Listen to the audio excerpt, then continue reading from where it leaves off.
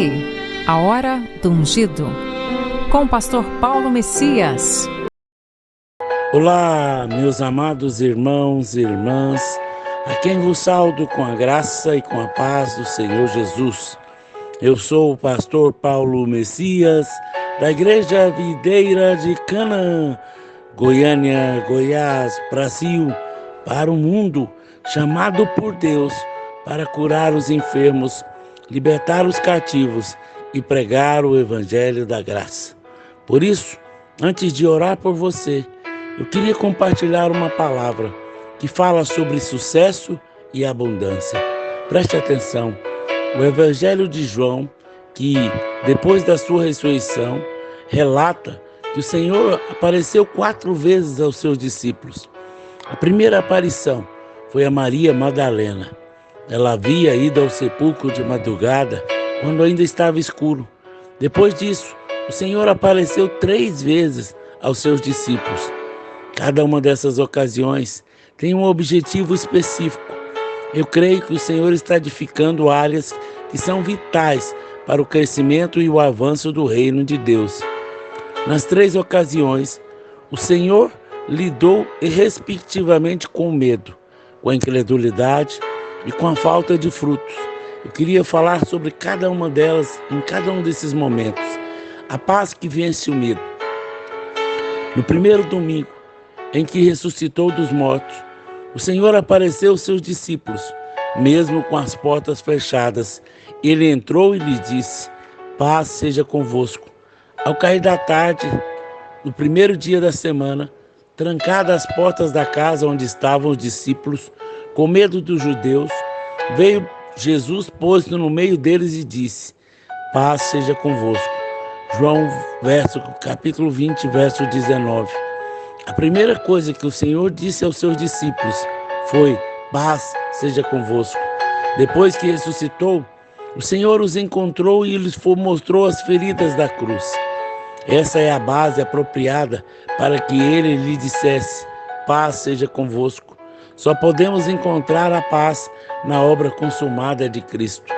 O Senhor Deus não está olhando mais para o nosso pecado, mas para a obra consumada de Cristo.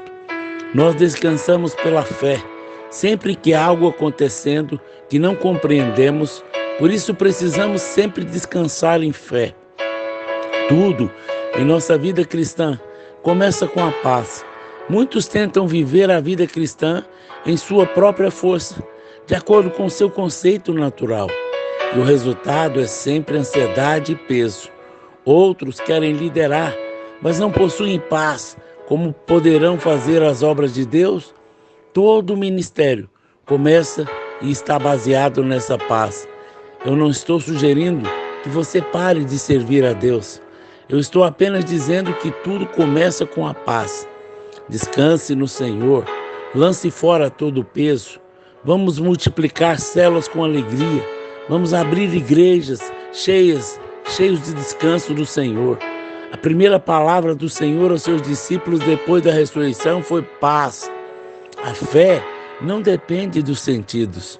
Uma semana depois, apareceu novamente aos discípulos. No domingo anterior, Tomé não estava presente. Por isso não acreditou que o Senhor havia ressuscitado. É algo sério deixarmos de participar dos cultos da igreja, pois o resultado disso é sempre incredulidade. Precisamos diariamente ouvir as vozes de louvor e exaltação. Em nossa natureza humana, sempre tendendo ao legalismo.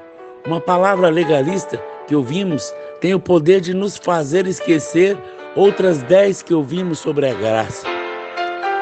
Quando o Senhor apareceu a Tomé, ele não o repreendeu, apenas mandou que tocasse em suas mãos, pois Tomé havia dito que apenas creria se tocasse no Senhor. Pensamos que Tomé foi abençoado por causa disso, mas o Senhor disse que mais bem-aventurados são aqueles que não viram e creram. Lá em João capítulo 20, verso 29. Nós somos mais abençoados do que Tomé, que tocou no Senhor. A fé é mais importante de todas as graças que recebemos. Mas não seria o amor o maior de todas, pastor? Em 1 Coríntios capítulo 13, diz que realmente as três coisas que permanecem: a fé, a esperança e o amor. Mas o maior é o amor. No céu, a fé se tornará vista e a esperança se concretizará. Então só nos restará o amor. Entretanto, até esse dia chegar, a maior coisa na terra é a fé. Acima de tudo, tome o escudo da fé, por meio do qual você poderá apagar todos os dardos inflamados do diabo. Muitos tentam receber de Deus por meio da paciência. É claro que a paciência é algo bom, mas o fato é que recebemos por meio de fé. O Senhor questionou se a sua volta encontrará fé sobre a terra. Lucas capítulo 18, verso 8. Destra da tua justiça. Na terceira vez que o Senhor apareceu, ele se manifestou aos seus discípulos às margens do mar da Galileia. Em João capítulo 21, do verso 1 ao 6. Preste atenção. Depois disso, tornou Jesus a manifestar aos discípulos junto do mar de Tiberíades. E foi assim que ele se manifestou. Estavam juntos Simão Pedro, Tomé, chamado Dídimo, Natanael, que era de Caná da Galileia, e os filhos de Zebedeu. Os dois dos seus discípulos disseram Simão Pedro: vou pescar. Disseram-lhe os outros: também nós vamos contigo. Saíram, entraram no barco e naquela noite não apanharam nada. Mas ao clarear da madrugada, estava Jesus na praia. Todavia os discípulos não reconheceram quem era ele. Perguntou-lhes Jesus: filhos, tende alguma coisa de comer? Responderam-lhes: não. Então lhes disse: lançai a rede à direita do barco e achareis. E assim fizeram, e já não podia puxar a rede, tão grande era a quantidade de peixe. Eles estavam desencorajados. O Senhor os havia chamado para fora das suas ocupações terrenas de pescadores, mas agora estavam desanimados e desencorajados. Talvez pensasse que o Senhor agora estava na glória e que teriam que voltar a ser pescadores. Eles conheciam o Senhor, mas ainda havia muito a ser conhecido. Nunca pense que você já sabe tudo sobre o Senhor. O conhecimento do Senhor é inexaurível. Na noite não pegaram nada. Eles não eram pescadores comuns, eram pescadores profissionais, mas ao mesmo assim não haviam pego nada. Eles conheciam cada canto daquele lago, sabiam onde os peixes se escondiam, mas mesmo assim nada pegaram. Esse pode ser o quadro do seu ministério ou da sua vida profissional hoje. Mesmo com todo o seu empenho e esforço, não tem havido bons resultados. Pastores têm estado trabalhando por anos e a sua igreja simplesmente não cresce. Você já esteve em uma situação assim? Porque isso acontece, pastor? Eu creio que o mais importante que saber a causa é conhecer a solução. O Senhor Jesus mandou que eles lançassem a rede à direita do barco. Não importa o tipo de problema que você esteja enfrentando em sua vida familiar, profissional ou ministerial, o Senhor manda que você lance a rede do lado direito. Se você fizer, você vai encontrar sucesso e abundância. Pastor, o que é o lado direito? Naqueles dias, o lado direito simboliza o lugar do favor, o lugar das conquistas, o lugar de justiça. O Senhor ressuscitou dos mortos e assentou-se à direita de Deus Pai. Sempre que você lançar as suas redes na sua família, nos seus negócios, faça com consciência de sua justiça em Cristo e você vai achar fruto do que está procurando. Todas as vezes que o Senhor manda lançar as redes, Ele tem para nós a abundância de frutos. Foram pegos 153 grandes peixes. Eles tiveram a curiosidade de contá-los. Não tenha receio de contar as bênçãos de Deus, seja na sua prosperidade ou no crescimento da sua igreja. Essas são três coisas que nos impedem de avançar: o medo, a incredulidade e a falta de frutos. Mas o Senhor nos promete vitória por meio da sua vida de ressurreição. Isaías 41:10. Não temas, porque eu sou contigo. Não te assombres, porque eu sou o teu Deus. Eu te fortaleço e te ajudo, e te sustento com a minha destra fiel. Lá no Salmo 48, verso 10 diz: como o teu nome, ó Deus, assim o teu louvor se estende até os confins da terra. A tua destra está cheia de justiça. Depois experimentamos a paz e a fé, o que não depende de vista, precisamos estar firmados na justiça de Cristo. O resultado foi que pegaram tantos peixes que não conseguiram puxar a rede. 7 pescadores fortes e experientes não conseguiram puxar a rede cheia de peixes. Em João, capítulo 21, do verso 7 ao 11. Aquele discípulo a quem Jesus amava, disse a Pedro: é o Senhor. Simão Pedro, ouvindo que era o Senhor, cingiu-se com as suas vestes, porque havia se despido, e lançou-se ao mar. Mas os outros discípulos vieram no barquinho, puxando a rede com os peixes, porque não estavam distantes da terra, senão quase 200 côvados. Ao saltarem em terra, viram ali brasas e em cima peixes, e havia também pão. Disse-lhes Jesus: trazei alguns dos peixes que acabasse de apanhar. Simão Pedro entrou no barco e arrastou a rede para a terra, cheia de 153 grandes peixes. E não o bastante serem tantos, a rede não se rompeu. João sempre apresenta o seu evangelho como discípulo a quem Jesus amava. João sabia que o Senhor amava. O Senhor ama a todos igualmente, mas alguns sabem que estão conscientes disso e colocam fé nesse amor. Chamamos isso de praticar o amor do Senhor. Grandes coisas acontecem quando confiamos e descansamos nesse amor do Senhor por nós.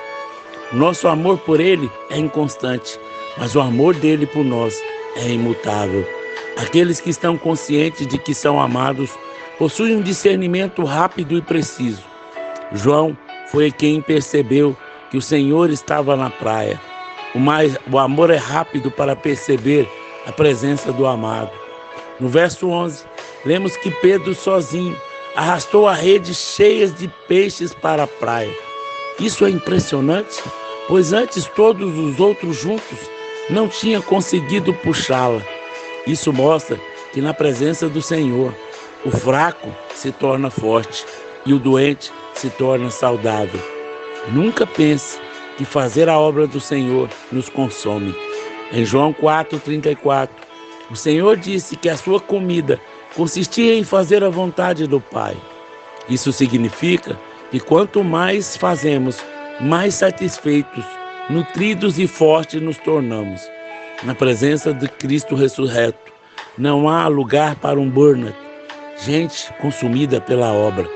As coisas mais marcantes que vemos o Senhor fazer depois da ressurreição é que Ele deseja estar com seus discípulos. Aqui vemos Ele preparando o café da manhã para os discípulos. Eu creio que isso é profético, porque o Senhor virá para uma igreja como a estrela da manhã. E não teremos uma ceia, mas um café da manhã.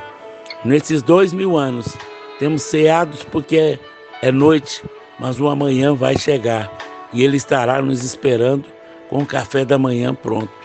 Isso também mostra a imensa humildade do Senhor, o Senhor ressurreto, que recebeu toda a autoridade no céu e na terra. Estava fazendo algo tão simples e trivial para os seus discípulos. O Senhor dá aos discípulos pão e peixe. A palavra peixe aqui no original é um pequeno peixe. A palavra pão também é um único pão, no singular. João, capítulo 21, verso 13. Jesus tomou o pão e lhe deu, e de igual modo o peixe. Em outras palavras, o Senhor deu a 7 homens adultos um pequeno peixe e um pão. Quase ninguém reconhece isso, mas foi um milagre. Foi a multiplicação do pão e do peixe novamente. Na presença do Cristo ressurreto, o pouco se torna muito, o pequeno se torna mais que o suficiente. Precisamos estar próximos do Senhor. Nem todo discípulo está próximo do Senhor. Você sabe que havia 70, depois havia 12, mas havia um grupo de 3 que ainda era mais chegado: Pedro, Tiago e João. Dos 3, porém, João era o mais próximo, pois o dia da última ceia, ele foi o único a saber quem era o traidor. Nunca pense que João tinha um favor especial do Senhor. Ele apenas estava consciente do amor do Senhor por ele. Apesar da grande pescaria, o Senhor não lhe serviu do peixe pescado, mas daquele que estava pronto. 153 peixes. Por que, pastor? 153. Não há detalhes significantes na Bíblia. Mesmo o número possui um significado na palavra de Deus. O número 1 simboliza unidade. O 2 é a concordância. O 3 é a ressurreição e aponta para o Deus triuno. O 4 aponta para a terra criada. O 5 é a graça. O 6 é o número do homem criado. O 7 representa a perfeição ou o descanso. O 8, o novo começo.